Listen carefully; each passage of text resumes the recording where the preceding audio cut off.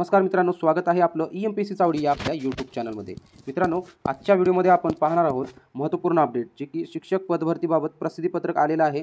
तर दिनांक पाहू शकता कालची आहे, जी की 9/2/2024, तर दुपारी 2 वाजता ही अपडेट आलेली आहे। तर मित्रांनो, आजची कारवाई म्हणून आलेली आहे अपडेट। तर अपडेट शेवटपर्यंत पहा, महत्त्वपूर्ण माहिती आहे जी की आपल्या शिक्षक भरती संबंधित पवित्र पोर्टलवर संबंधित अपडेट्सशी निगडित आहे, त्यामुळे व्हिडिओ शेवटपर्यंत पहा। तर पाहू शकता या ठिकाणी पहिला मुद्दा काय दिलेला आहे या ठिकाणी मित्रांनो पहिला मुद्दा पहा, या ठिकाणी काय म्हटलेलं आहे, उमेदवारांना पवित्र पोर्टलवर जनरेट केलेले प्राधान्यक्रम लॉक करण्याची सुविधा सुरू करण्यात आलेली आहे। म्हणजे आपण जे प्राधान्यक्रम दिलेले आहे त्याला लॉक करण्याची सुविधा काय इथे दिलेली आहे, जे की आपण प्राधान्यक्रम दिलेले आहे त्याला लॉक करण्याची सुविधा इथे मिळालेली आहे। आणि ती सदरची सुविधा दिनांक पाहू शकता 9/2/2024 ते 12/2/2024 या कालावधीपर्यंत काही सुरू राहील, याची उमेदवारांनी नोंद घ्यायची आहे। मित्रांनो, ही सुविधा फक्त 9 तारीख आणि यामध्ये काय आपल्याला 9 तारीख ते आपल्याला या ठिकाणी 12 तारखेपर्यंत आपल्याला ही काय सुरू राहणार आहे। त्यामुळे लवकरात लवकर ही लॉक करण्याची सुविधा आहे ती त्या तारखेपर्यंत राहणार आहे आणि आपला प्राधान्यक्रम काय लॉक करायचे आहे।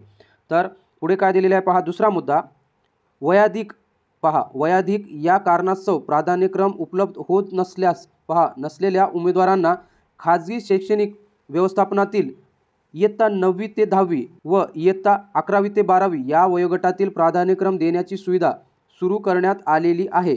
यास्तव या प्रकारच्या उमेदवारांनी प्राधान्यक्रम जनरेट करून विहित मुदतीत लॉक करण्याची कार्यवाही करावी। म्हणजे मित्रांनो, वयाधिक जे उमेदवार आहेत त्यांना काही कारणास्तव प्राधान्यक्रम उपलब्ध होत नसल्यास उमेदवारांनी काय खाजगी शैक्षणिक व्यवस्थापनातील इयत्ता 9वी 10वी व इयत्ता 11वी व 12वी या गटातील प्राधान्यक्रम देण्याची सुविधा सुरू करण्यात आलेली आहे त्यांना। आणि यास्तव काय पुढे काय दिलेलं पहा, उमेदवारांना पाहू शकता प्राधान्यक्रम जनरेट करून विहित मुदतीत, जी की आपल्याला मुदत दिलेली आहे 9 तारीख ते 12 तारखेपर्यंत आपल्याला काही प्राधान्यक्रम लॉक करायचे आहे, याची कार्यवाही पूर्ण करायची आहे, अन्यथा आपण या भरतीमधून काय बाद राहणार आहोत। पुढचा तिसरा मुद्दा पहा, काही उमेदवारांना प्राधान्यक्रम लॉक करताना त्यांच्या पात्रतेनुसार पहा प्राधान्यक्रम उपलब्ध होण्यासाठी अलर्ट येत असल्यास पहा, अलर्ट जर येत असेल, ज्या विद्यार्थ्यांनी याआधी काय प्राधान्यक्रम लॉक केलेला आहे, लॉक करताना पहा पात्रतेनुसार प्राधान्यक्रम उपलब्ध होण्यासाठी काय अलर्ट येत असल्यास अशा उमेदवारांनी त्यांनी जे काही पूर्वीचे प्राप्त प्राधान्यक्रम काय डिलीट करून नव्याने जनरेट करून लॉक करण्याची आवश्यक ती कार्यवाही करावी। मित्रांनो, याआधी जे आपण उमेदवारांनी पूर्वी जर काही प्राधान्यक्रम आपण दिलेला आहे, अशा उमेदवारांनी काय प्राधान्यक्रम डिलीट करायचे आहे आणि नव्याने ते जनरेट करून लॉक करायचे आहे लवकरात लवकर ह्या तारखेपर्यंत।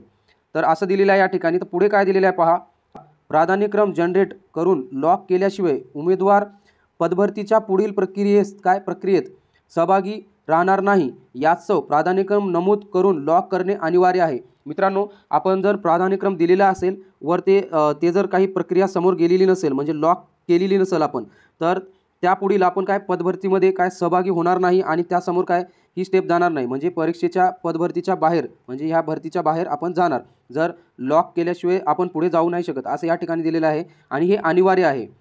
पुढचा मुद्दा पहा, अभियोग्यताधारकांकडून ईमेलद्वारे प्राप्त झालेल्या मुद्द्यांना पोर्टलवर एकत्रितरित्या न्यूज बुलेटिनद्वारे उत्तरे देण्यात येत आहेत।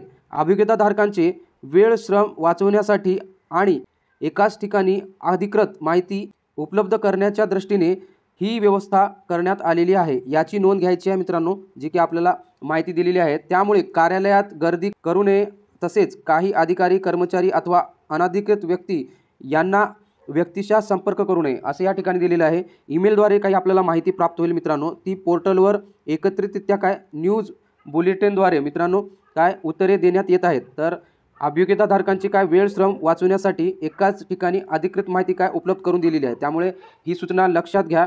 मित्रांनो, माहिती आवडली असेल आपल्याला तर आपल्या व्हिडिओ लाईक करा, त्याचबरोबर मित्रांना व्हिडिओ शेअर करा। अपडेटमध्ये बनून राहण्यासाठी धन्यवाद। त्याचबरोबर मित्रांना व्हिडिओ शेअर नक्की करा आणि आपल्या चॅनलला सबस्क्राईब केलं नसेल अशा अपडेटसाठी तर चॅनलला सबस्क्राईब करून घ्या, वेळोवेळी आपल्याला अपडेट मिळत जातील। भेटूयात पुढच्या व्हिडिओमध्ये। जय हिंद, जय महाराष्ट्र।